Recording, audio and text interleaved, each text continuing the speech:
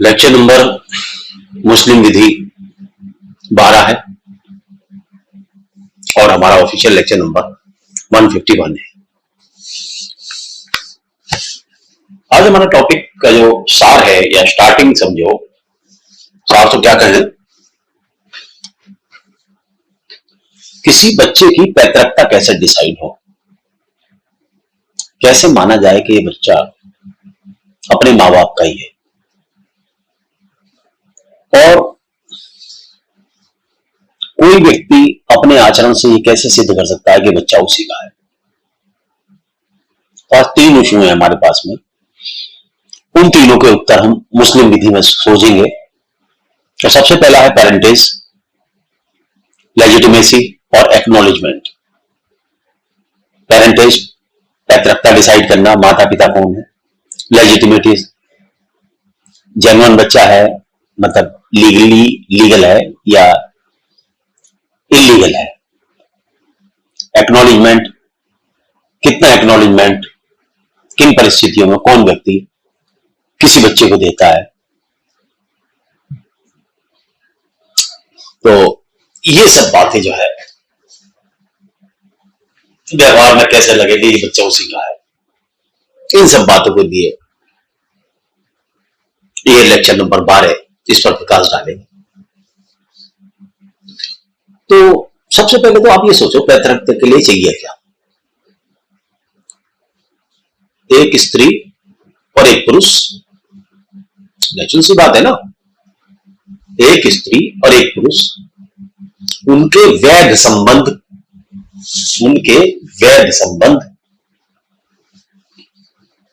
यहां बात मुस्लिम विधि की चल रही है, तो उसी पर आप ये ना सोचें आजकल तो लिव इन रिलेशनशिप में बच्चे कर रहे हैं।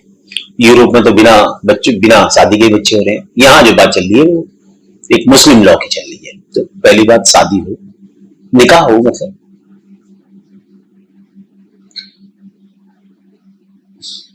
एक स्त्री पुरुष हो, उनसे कोई औलाद उत्पन्न हो, उससे संबंधित डिस्कशन आज हम इस विषय पर करेंगे। तो सबसे पहले हम लेते हैं जनकता का अर्थ। ले लो जनकता।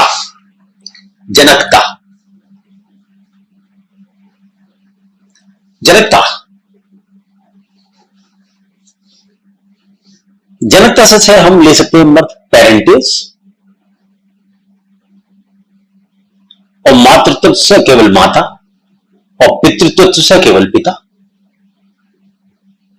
तो तीनों शब्द अलग हो गए, जनकता, मातृत्व, पितृत्व।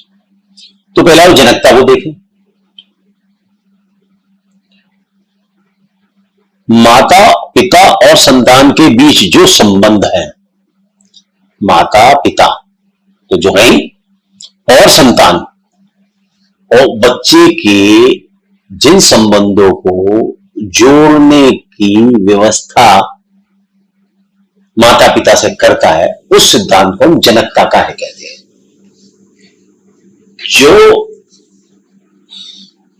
जो बात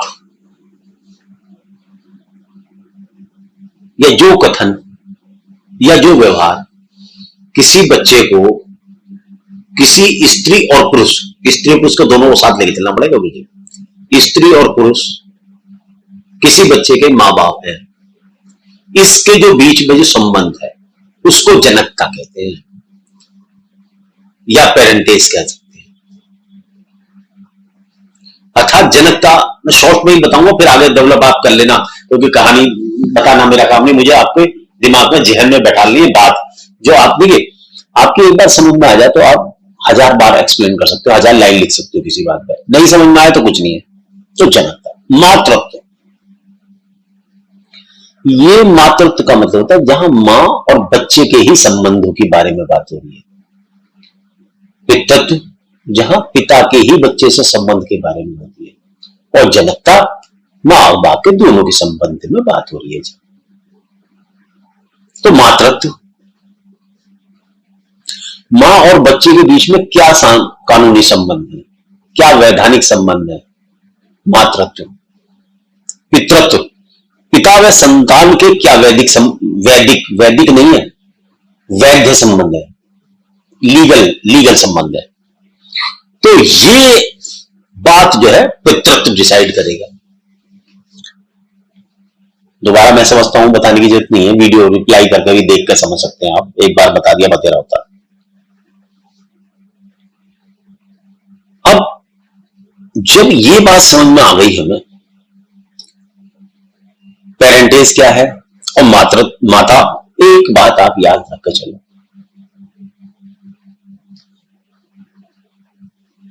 कोई हमारी मां है ये तो 100% श्योर होता है, 100 ही मान के चलो आप, 100% श्योर होता है सोसाइटी में।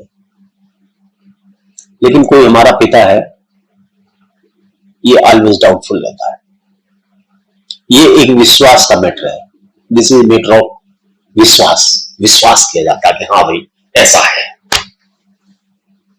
लेकिन सच्चाई यही है कि mother is a reality and father is a belief. ये सिद्धांतिक बात है जो समाज में प्रचलित है, मैं कोई अपनी तरफ से नहीं बता रहा हूं, क्योंकि मात्र तो दिखती है, आदमी का बच्चा होता है, पेट होता है, पेट फूलता है, सब दुनिया देखती है कमा भाई उसका बच्चा, लेकिन पिताजी असली है या नहीं असली है ये बहुत टैक्टिल। लेकिन एक विश्वास है कि भाई ये दोनों पति पत्नी की तरह रहते हैं, तो ये बच्चा जो हुआ होगा ये इसके पति का होगा, ये एज अ प्रेजम्पशन करा जाता है, क्योंकि एक्सेप्शंस आ रहे हैं।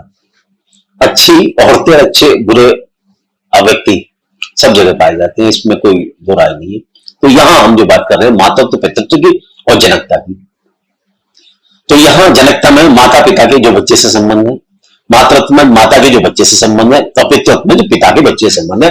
इनको ये डेफिनेशन के अंदर अगर आते हैं तो 7 मिनट निकल गए, तो जरा सी बात को समझाने में 7 मिनट निकल जा, और मैं सोचता हूं कि तुम समझे नहीं, और हो सके तुम समझ जाते हो और मैं समझता हूं कि समझा नहीं पाया। अब जब ये जनकता डिसाइड होती है तो उससे उत्तराधिकार डिसाइड होता है, उससे भरण पोषण डिसाइड होता है, उससे सुरक्षितता डिसाइड होती है। उत्तराधिकार डिसाइड होगा, भरण पोषण होगा, सुरक्षितता उससे होगी। भाई किसी की कोई औलाद अवैध है तो शोर तो मचाएगा जी, मुझसे खर्चा क्यों ले रहे हो, मैं तो नहीं दूं चवन्नी भी से। अच्छा उत्तराधिकार मैं क्यों दूं, प्रॉपर्टी में अधिकार, तो ये मेरा बच्चा ही नहीं, मैं नहीं मानता इसको बच्चा, मेरा बच्चा नहीं है, तो कहीं और से लाइए। फिर तो इलीगल रिलेशनशिप थे, एक्स्ट्रा मैरिटल रिलेशनशिप थे। तो ये जो संबंध है जेन्युइन, ये उत्तराधिकार डिसाइड कराते हैं, भरण पोषण डिसाइड कराते हैं बच्चे का, और सुरक्षा डिसाइड करती है। मुस्लिम विधि की बात चल रही है, देखो कोई दूसरी विधि में मत चले जाना। हमारे यहां तो ये है कि औरस हो या गैरस, धारा 125 CRPC, भरण पोषण तो देना ही पड़ेगा यदि सावित्री और बच्चा हुआ। ये बात की बात है, खाना दो, खर्चा दो, लेकिन मैं तो लॉ की बात कर रहा हूं यहां की। अभी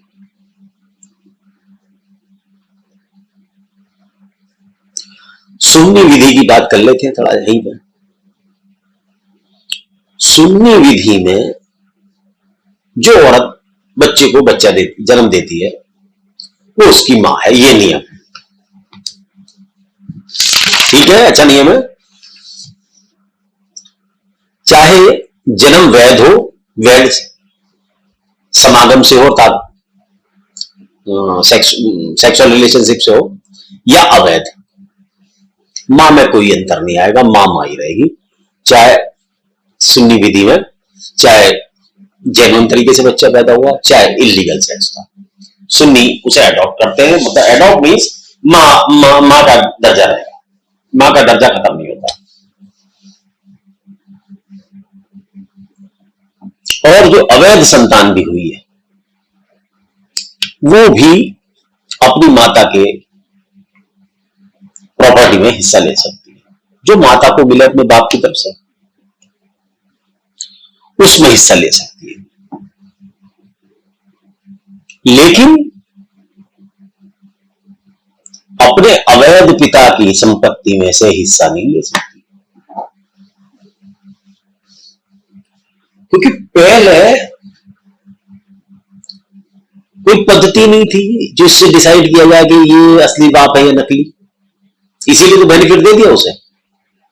इन्हें पता ही नहीं था, इन्हें डीएनए टेस्ट कराना आता ही नहीं था उस जमाने में लोगों को।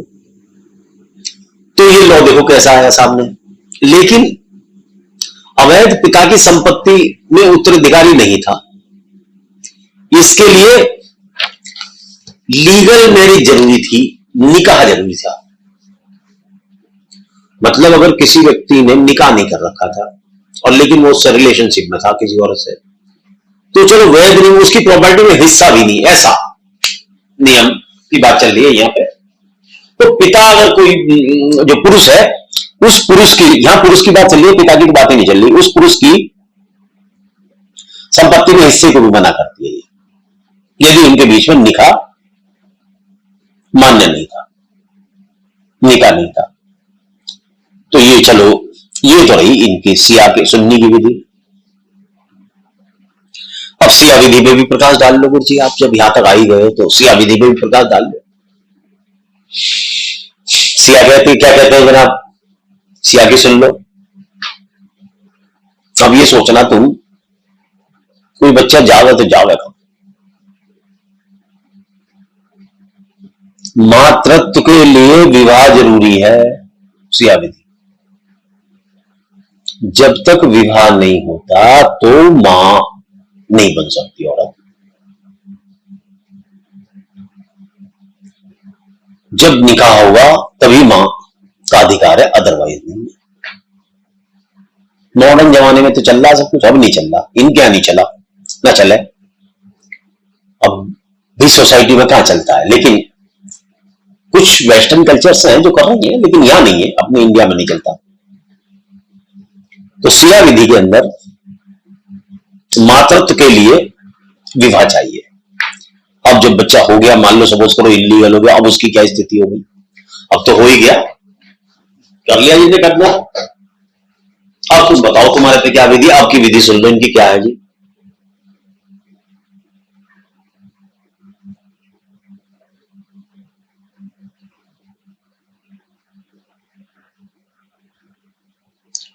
अगर निकाह वैध है तो संतान जो है लेजिटिमेट कहलाएगी। वह माता पिता दोनों की संपत्ति में अधिकारणी होगी यदि विवाह वैलिड है। अब बात आती है वहां की कि जहां पर विवाह इलीगल है,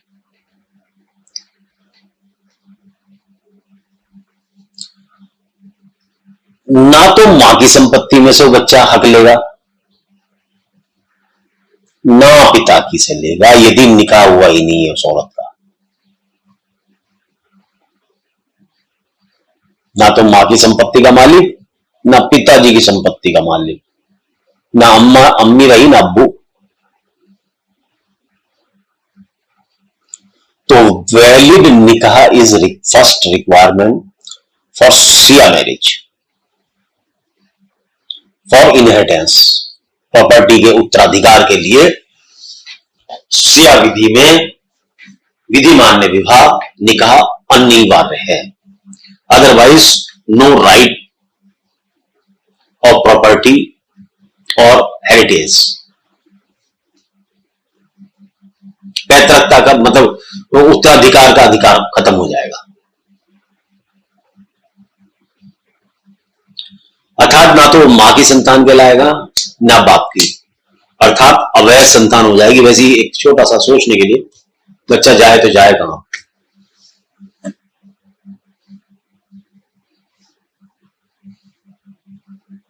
मां तो भगवान की बनाई हुई है, अल्लाह की बनाई हुई है, और मां में तो ममता, मां तो छोड़ नहीं सकती, बहुत मुश्किल है उसका तो छोड़ना, चाहे उसका बच्चा वैध है चाहे वैध है, वो नहीं छोड़ सकती। तो यहां पर इस नियम को याद रखें कि वो संतान अवैध होगी, ना वो मां की संतान होगी ना पिता की संतान।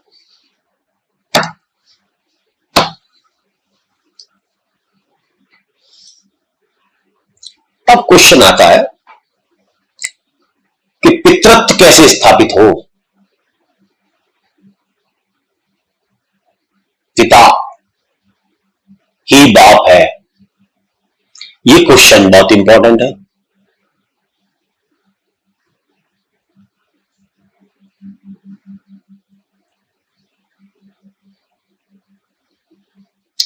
पितृत्व जब भी उत्पन्न होगा वैलिड मैरिज से होगा, वैध विवाह।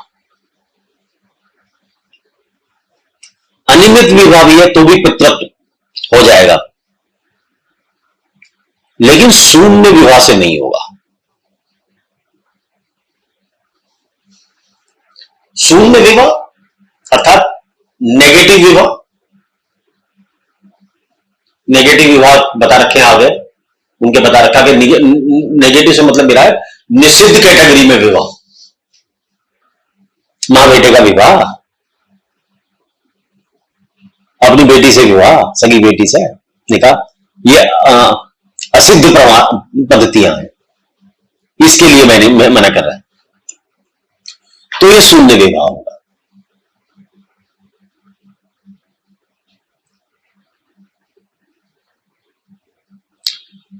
विवाह के प्रत्यक्ष प्रमाण होने चाहिए। यदि प्रत्यक्ष प्रमाण नहीं है तो कुछ परिस्थितियों में उपधारणा की जा सकती है कि बच्चा पिताजी का ही है।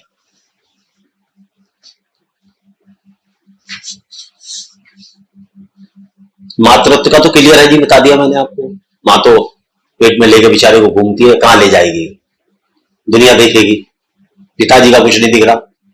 अब पितृत्व कैसे डिसाइड हो, ये मामला क्वेश्चन बस गया भाई साहब।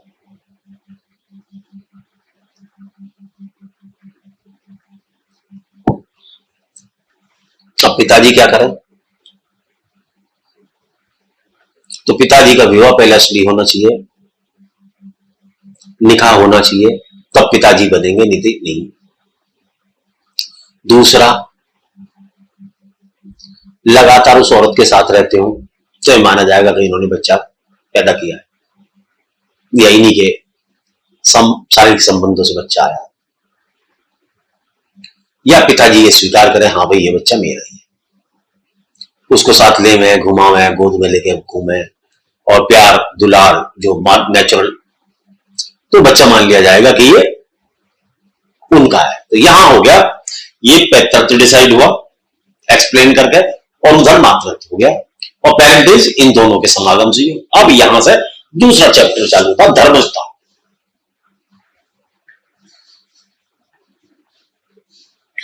धर्मस्था का मुख्य आधार या तो निकाह है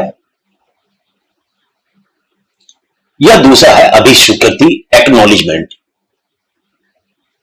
तो अब तो पहली बात, निकाह होना चाहिए, वैलिड निकाह, शून्य निकाह नहीं।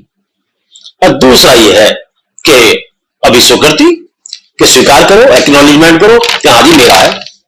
अब देखो जी, रह गए मेरे पर 10 मिनट, टॉपिक है बहुत लंबा। अब मैं थोड़ा सा तेज चलूंगा, जरा सा सुनना आप।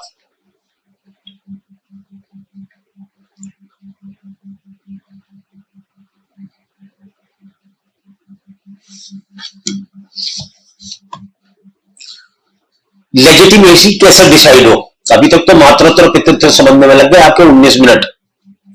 अब ये देखो कि अब ये बच्चा जेन्युइन है, मतलब लीगल है या नहीं है। अब लेजिटिमेसी बात हो, यदि निकाह के 6 महीने के अंदर, 6 महीने कम में, 6 महीने पूरे नहीं हुए, 6 महीने से कम में अगर कोई बच्चा होता है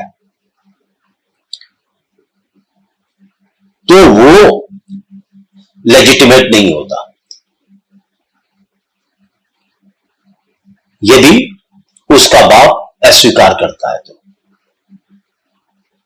तो लेजिटिमेट नहीं माना जाएगा। मां जिम्मेदार है, जो करना है तुम जानो, तुम्हारा काम जाने, पर मेरा बच्चा नहीं।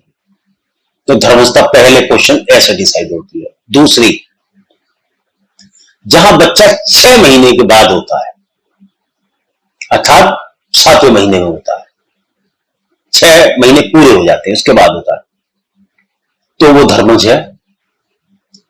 जब तक कि पति अपनी स्त्री पर परपुरुष गमन का आरोप नहीं लगाता।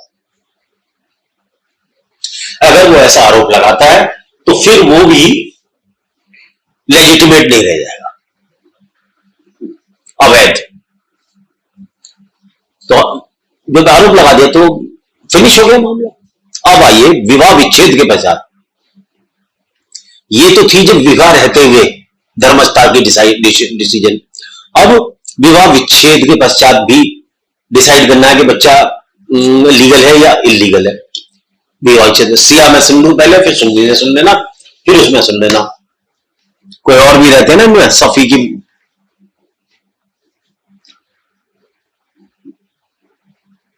विवाह विच्छेद होने के बाद तुरंत बाद अगर 10 महीने में कोई बच्चा पैदा हो जाता है सिया विधि में, अर्थात 295 दिन में, तो वो लीगल बच्चा है। हनीफी विधि में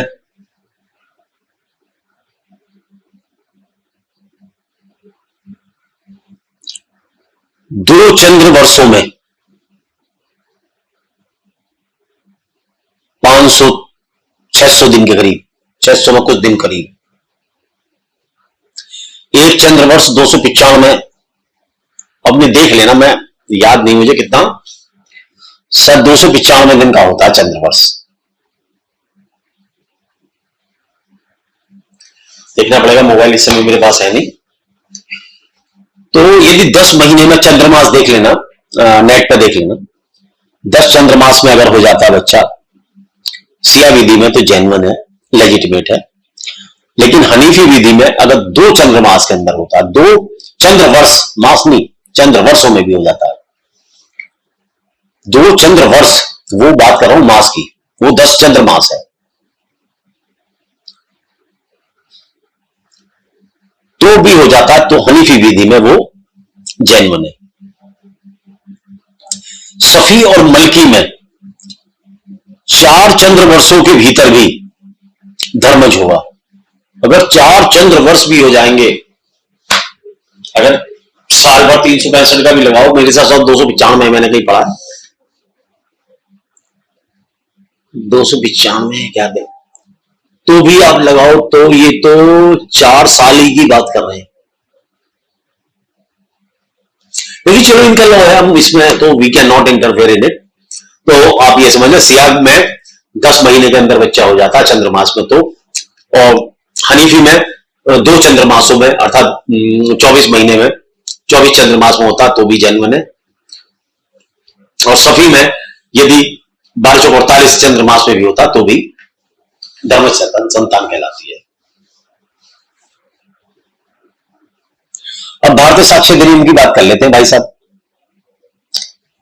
भारतीय साक्षी अधिनियम यह कहता है यदि किसी स्त्री और पुरुष के शादी होने के बाद और उनके यदि आपस में एक दूसरे के पास पहुंचे, अर्थात रोज बैठते उठते हैं, मिलते हैं, या उसके पास ही रहती है पत्नी पति के, तो उसके जो 280 दिन के अंदर बच्चा पैदा होता है तो यह माना जाता है कि वो पति पत्नी वो उसके मां बाप है। अर्थात यहां पर केवल 280 डेज, गैगरिन कैलेंडर के मुताबिक 280 दिन, 280 दिन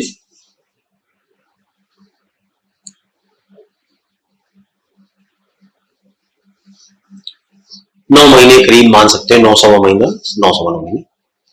तो ये, लेकिन भारतीय साक्ष्य अधिनियम जो है इस समय लागू है, इस पॉइंट पे मुस्लिम विधि नहीं मानी जाएगी, बल्कि भारतीय साक्ष्य अधिनियम की जो धारा है बच्चे वाली, जो 280 दिन का प्रोविजन देती है, वो लागू होगी। अब हमारे पास 6 मिनट है, इसमें हम करते हैं पूरा एक्नॉलेजमेंट, बहुत तेजी से पूरा करेंगे। एक्नॉलेजमेंट का मतलब यह, यदि एक स्त्री और पुरुष है, उनके में निकाह तो है, लेकिन निकाह ये डेट डाउटफुल है कि कब हुआ है, कैसे हुआ है,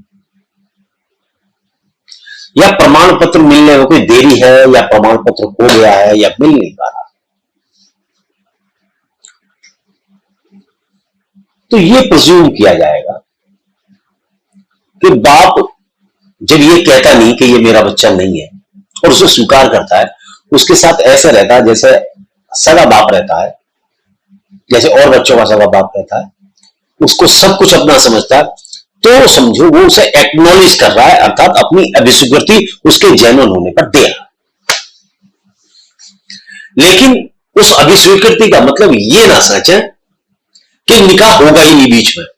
निकाह होना जरूर चाहिए, लेकिन सिर्फ उसके प्रमाण ना मिल रहे, तब उस दिशा में अभिस्वीकृति से ये प्रिज्यूम किया जाएगा। नहीं, मान लो कहीं पर कभी कभी ऐसा होता होगा, निकाह के टाइम में नहीं मिला मौलवी, किसी ऐसे आदमी ने निकाह पढ़ा दिया जो कम पढ़ा हो, मौलवी हो, जानता हो, और सबूत उसका नहीं रखा हो गया हो, रजिस्टर मेंटेन नहीं हो उसका, या खो गया हो प्रमाण पत्र, तो ऐसे में अभिस्वीकृति से भी विवाह होता है। लेकिन क्या कंडीशन है, विशेष तत्व की बात सुन लें जरा सा। लेकिन पितृत्व की अभिस्वीकृति का मतलब ये नहीं है कि आपको के पास डॉक्यूमेंट वो ही ना हो, ये भी कि आप अवैध संतान को अपनी संतान करने लगोगे। और दूसरी बात, जो बच्चा है वो बच्चा भी ये माने कि हाँ ये मेरा पिता है, और बच्चा ही मना कर रहा जी मैं तो ये बाप को मानता ही ना, ऐसे मेरे बाप है, तो कुछ नहीं। बच्चा भी स्वीकार करे और पिता अपने कार्यकलापों से ये दिखावे कि हाँ, पब्लिक को, समाज को लगे कि हाँ भाई वो स्वीकार करता है, इसको है इसका, ऐसा लगे, तब ये माना जाता है कि एक्नॉलेजमेंट से लेजिटिमेसी भी हो सकती है।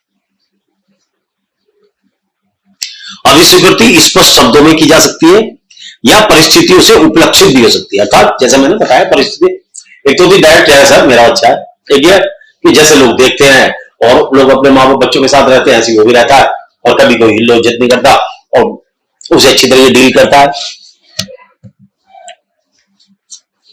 तो नेचुरल सी बात है, यही प्रिज्यूम किया जाएगा।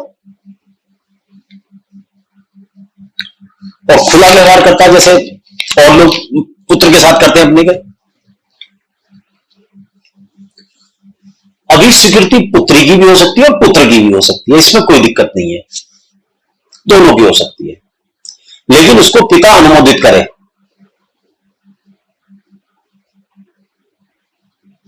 तो उसकी पुत्री की अनुमोदित होनी चाहिए, नियम है, क्या करें सकते हैं हम। अभिस्वीकृति की एक्नॉलेजमेंट की शर्तें, नंबर 1, लेजिटिमेट चाइल्ड होना चाहिए। दूसरी, लेजिटिमेट चाइल्ड होना चाहिए, निकाह होना चाहिए जरूर।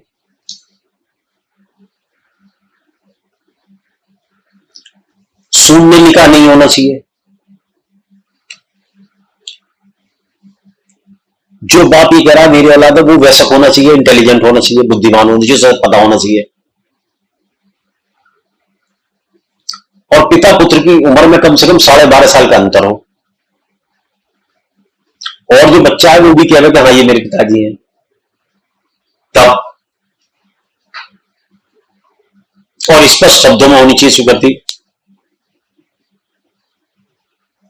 शून्य विवाह अर्थात बलात्कार करके वाला बच्चा नहीं चाहिए भाई साहब, किसी ने किसी से जिना कर दिया और फिर उसको स्वीकार कर लिया बच्चे को, वो बात नहीं चलेगी अभिस्वीकृति में। और एक, ये तो 4-5 पॉइंट मैंने बताई दिए, टाइम हो लिया। गोद लेने की प्रथा जो हिंदू धर्म में है वो मुसलमान में, उस मुस्लिम धर्म में नहीं है। आप बच्चा गोद नहीं ले सकते, ऐसा ये कहता है, मैं नहीं कहता, ये एक्ट मुस्लिम लॉ की, क्योंकि बात ये मुस्लिम लॉ की कर रहे हैं। एडॉप्शन इज प्रॉफिटेड, एडॉप्शन नहीं होता।